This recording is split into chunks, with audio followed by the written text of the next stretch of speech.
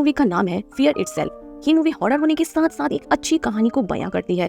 कहानी के शुरू होते ही हमें कुछ डाकुओं को दिखाया जाता है जो पुलिस से बचने के लिए एक सुनसान रास्ते के ऊपर चल पड़ते हैं। उनका एक साथी बहुत ज्यादा जख्मी है, जख्मों से खून बहुत बह चुका है, उसकी हालत बहुत खराब है। ये लोग उसे हॉस्पिटल ले जाना चाहते थे, लेकिन इस रास्ते पे दूर दूर तक उन्हें कोई हॉस्पिटल नजर नहीं आता। अचानक इनकी चलती कार से कोई चीज टकराकर इनकी कार का टायर ब्लास्ट हो जाता है और ये लोग आगे जाने के काबिल भी नहीं रहते। इन्हें जल्दी से जल्दी अपने साथी को फर्स्ट एड देनी थी और इसी सारी टेंशन में इन्हें दूर वहीं पर एक घर में से धुआं निकलता दिखाई देता है। वो लोग अपने साथी को एक बोट में डालते हुए उस घर के करीब पहुंचते हैं तो वहां जाकर पता चला कि ये एक बहुत बड़ा किला था, जिस किले के बाहरी दीवार पे हिरणों के स्किल लगे हुए थे। ये लोग किले के बड़े बड़े दरवाजे को खोलते हैं तो सबसे पहले इनका सामना इस किले में बनी बहुत सी कब्रों से होती है। इसी किले में बहुत से घर भी थे। ये लोग अब उस घर में चले जाते हैं जिसमें से पहले इन्होंने धुआं निकलता देखा था। इस घर में भी कोई इंसान नहीं था। पॉइंट नामी बंदा इस घर के चेक करने के लिए जाता है, जहां नीचे उसे एक किचन और एक छोटा कमरा मिलता है जिसमें बहुत से लोगों के स्केचेस बने थे। इससे पहले कि वो कुछ सोचते कि यहाँ क्या होता है, इनका साथी दर्द से चिल्लाने लग जाता है। ये लोग ऊपर आते हैं तो देखते हैं कि इनके साथी के पास पहले से ही एक लड़की है। इस लड़की का नाम था चेल्सी, जो पॉइंट के इसी साथी को चेक कर रही थी, पर पॉइंट उसे कहते हैं पीछे हट जाओ। ये लड़के डर के मारे उनके ऊपर गन तान देते हैं, जिसके जवाब में पॉइंट के सभी साथी उनके ऊपर गन तान देते हैं।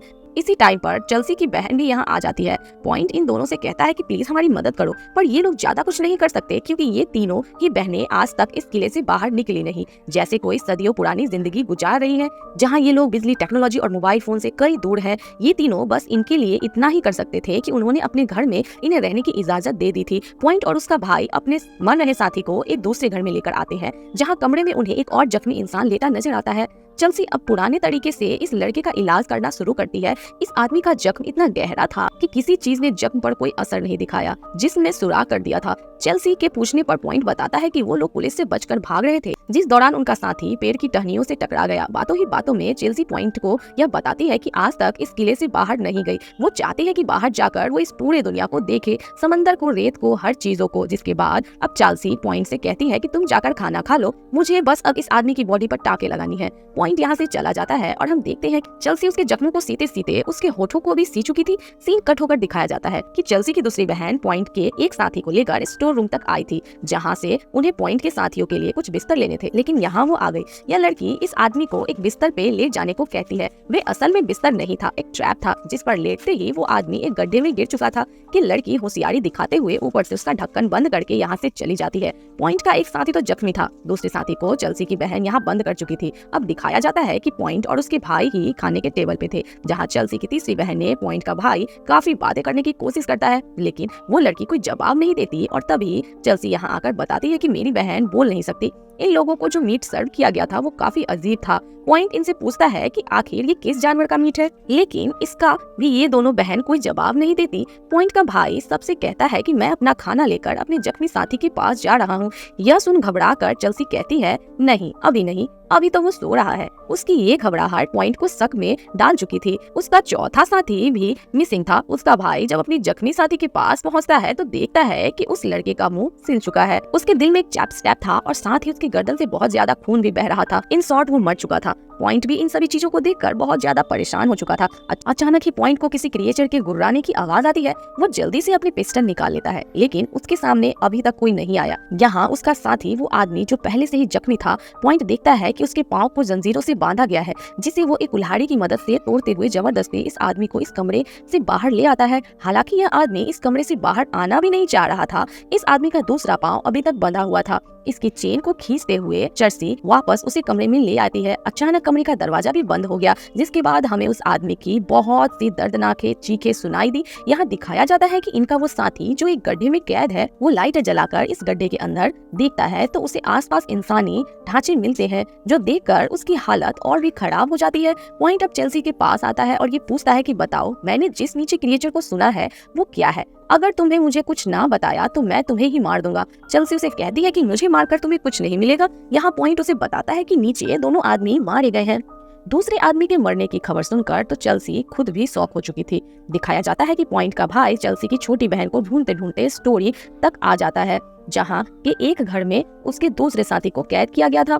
यहाँ उसे चेल्सी को दूसरी बहन मिल जाती है जो उसे अपने जाल में फंसाते हुए अचानक उसके सर पर कुल्हाड़ी से मार देती है और उसे बेहोश कर देती है। उसे जब होश आया तो वो उल्टा लटका हुआ था। उसके जिस्म से जहाँ जहाँ से खून निकल रहा था वो नीचे एक बर्तन में जमा किया जा रहा था। हमें पता चला कि जंजीर से बंधा वो दूसरा आदमी जो उस कमरे में था और जो अब मर गया वो असल में इन तीनों बहनों के डैड थे, जिनके मारने के बाद चेल्सी अब उनके लिए प्रेयर कर रही थी। और सबसे शॉकिंग चीज हमें ये देखने को मिलती है कि वो मरा हुआ इंसान अचानक से उठ खड़ा होता है और आहिस्ता आहिस्ता अपनी बेटी की तरफ ऐसे बढ़ने लगता है जैसे अभी वो उसे मार खाएगा। लेकिन चेल्सी भी काफी होशियार थी। वो एकदम से उठते हुए एक कुल्हाड़ी से उसका सर धड़ से अलग कर देती है। पॉइंट अभी तक इनके घर की इन्वेस्टिगेशन कर रहा था। वो अब एक ऐसे कमरे में पहुंचता है जहां बहुत सी गाड़ियों की नंबर प्लेट्स लटकी हुई थी, जिसे देखकर वो सारी इनकी गेम समझ जाता है। जिस चीज से टकराकर उसकी गाड़ी का टायर ब्लास्ट हुआ था वो एक पूरा ट्रैप इन लड़कियों ने लगाया था। ये रोज किसी न किसी को फंसाकर यहाँ तक लेके आती थी और फिर उन्हें मार देती थी। जिसके अगले सीन में हमें दिखाया जाता है कि क्रिएचर उस गड्ढे का दरवाजा खोल रही थी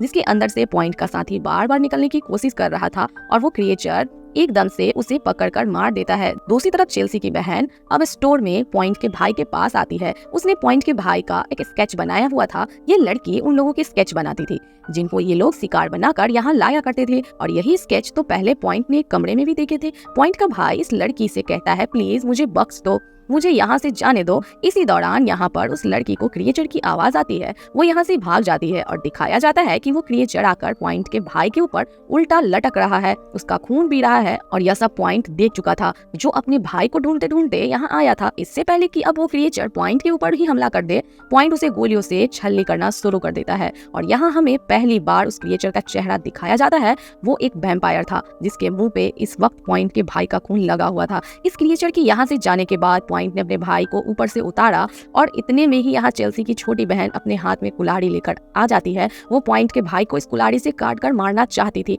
पर पॉइंट उसे उठाकर यहाँ से दूर फेंकता है और ऐसे में उस लड़की की बॉडी के अंदर एक सरिया स्टैंप हो जाता है और वो लड़की वहीं मर जाती है। पॉइंट अपने भाई को लेकर चेल्सी के असल घर में आ गया। यहाँ वो नोटिस करता है कि उसके भाई का चेहरा बिल्कुल सफेद हो गया है। पॉइंट अब यह बात तो जान गया था कि यहाँ जो क्रिएचर है वो एक पुराना वैम्पायर है जिसको हराए बिना वो यहाँ से नहीं निकल सकते। अब क्योंकि पॉइंट असल में डाकू था तो उसके पास बहुत हथियार थे। वो वैम्पायर को मारने की तैयारी शुरू करता है और अपनी गन्स के अंदर बहुत सारे बुलेट्स को लोड करता है। जब पॉइंट यह काम कर रहा था तो यहाँ पर चेल्सी और उसकी दूसरी बहन आ जाती है। वो कुल्हाड़ी से दोबारा पॉइंट के भाई को मारने के लिए आई थी लेकिन पॉइंट बंदूक दिखाते हुए उन्हें दूर रहने को कहता है। साथ ही पॉइंट उन्हें यह भी बताता है कि तुम्हारी छोटी बहन मारी गई है। ये सुन वो दोनों शॉक हो जाते हैं और अब चेल्सी बड़े आराम से पॉइंट को समझाती है कि तुम्हें अपने भाई को मारना पड़ेगा वरना कुछ ही देर में यह भी एक वैम्पायर बनकर जाग जाएगा और तुम्हें ही काटने लगेगा। तुम चाहो तो इसे जला दो या इसके दिल के ऊपर वार करो या इसकी गर्दन काट दो, कुछ भी करो, बस इसे मार दो। जब पॉइंट इनकी बात नहीं मानता तो चेल्सी यहाँ उन्हें अपनी कहानी सुनाती है। वो बताती है जब वो लोग यहाँ पे घूमने आए थे तब वो वैम्पायर इनके अंदर कहीं छुपकर यहाँ आ गया। इस वैम्पायर की दुनिया को बचाने के लिए इन सब लोगों ने मिलकर दुनिया से दूर यह किला बनाया। हम उसे वक्त वक्त से खाना देते हैं, इस वजह से उसने दुनिया पर हमला नहीं किया। पर जब सारा खाना खत्म हो गया तो इस वैम्पायर ने हमारे किले के लोगों को ही मारना शुरू कर दिया। बाहर जो कवर दिख रहे हैं वो हमारे किले के लोगों की ही है। इस वैम्पायर ने मारा है। चेल्सी बताती है कि वैम्पायर ने सबको मार डाला, बस हम तीनों बहनें और हमारे फादर बचे थे। जिसके बाद हम अपने आप को और अपने डैड को बचाने के लिए बाहर से लोगों को लाते रहे उस वैम्पायर को देने के लिए, ताकि वो इस किले से बाहर जाकर दुनिया में तबाही ना मचाए। वैम्पायर ने अगर बाहर किसी आदमी को काट लिया तो वो भी वैम्पायर में बदल जाएगा और ऐसे बाहर बहुत तबाही हो सकती है। पॉइंट उसे कहता है कि फिर इस पर ज्यादा सोचने वाली क्या बात है, तुम उस वैम्पायर को मार डालो। जिस पर चेल्सी उसे बताती है कि तुम्हें क्या लगता है इससे पहले किसी ने ट्राई नहीं किया होगा। बहुत से लोगों ने उसे मारने की कोशिश की पर सभी उसका ही शिकार हो गए। इन्हीं बातों के दौरान पीछे से पॉइंट का भाई अब वो वैम्पायर बनके जग चुका था और अपने भाई के ऊपर हमला करता है। उसे मारने के लिए जब चेल्सी की बहन पीछे से कुल्हाड़ी लेकर आती है तो वो लड़का चेल्सी की बहन को ही काट लेता है। मौका पाते ही पीछे से पॉइंट अपने ही भाई के दिल में कोई चीज ट्रैप करके उसे मार देता है। अगर वो ऐसा ना करता तो यहाँ सभी लोग वैम्पायर बन जाते। यहाँ दिखाया जाता है कि चेल्सी की दूसरी बहन भी मर रही थी लेकिन वो मरते मरते कहती है कि मैं अभी भी उस वैम्पायर को मारने में तुम्हारा साथ देना चाहती हूँ। वो इन दोनों से कहती है कि उस वैम्पायर के लिए एक ट्रैप बनाओ जिसमें मैं खड़ी हो जाऊंगी। वो जब मुझे मारने आएगा तो तब तुम दोनों उसको मार देना। चेल्सी अपनी बहन के स्टोर के उसी गड्ढे में ले जाती है जहां आकर वैम्पायर काफी लोगों को मारा करता था। वैम्पायर भी खून की बूम सूंघते सूंघते यहाँ आ जाता है। मौका देखते ही पॉइंट और चेल्सी वैम्पायर को इस गड्ढे के अंदर ढकेल देते हैं, जिसके बाद ये जल्दी से उनके ऊपर से ये दरवाजा लगा देते हैं। वैम्पायर को इन सारी चीजों का अंदाजा नहीं होता, क्योंकि यहाँ उसे चेल्सी की बहन खाने के तौर पर मिल गई थी, जिस वक्त वो उसका खून पीने में बिजी था। पॉइंट गड्ढे के ऊपर के दरवाजे में सुराख करके अंदर पेट्रोल फेंक कर वहाँ आग लगा देता है, जिससे फाइनली अब वैम्पायर मर चुका है। वैम्पायर के मरने के बाद चेल्सी के ऊपर से सारी जिम्मेदारी खत्म हो गई थी। वो फाइनली इस किले से बाहर जाकर बाहर की दुनिया देख सकती थी। उसने अपने किले के दरवाजे खोल दिए थे। वो यहाँ से बाहर जाने वाली थी, लेकिन तभी वो देखती है कि पॉइंट के कंधे पे वैम्पायर के काटने के निशान है। यानी कुछ ही देर में अब पॉइंट भी एक वैम्पायर बन जाएगा और चेल्सी को अब इसे भी खत्म करना पड़ेगा। और इसी वजह से चेल्सी दोबारा अपने किले के दरवाजे बंद कर देती है और यह कहानी यहीं पर खत्म हो जाती है।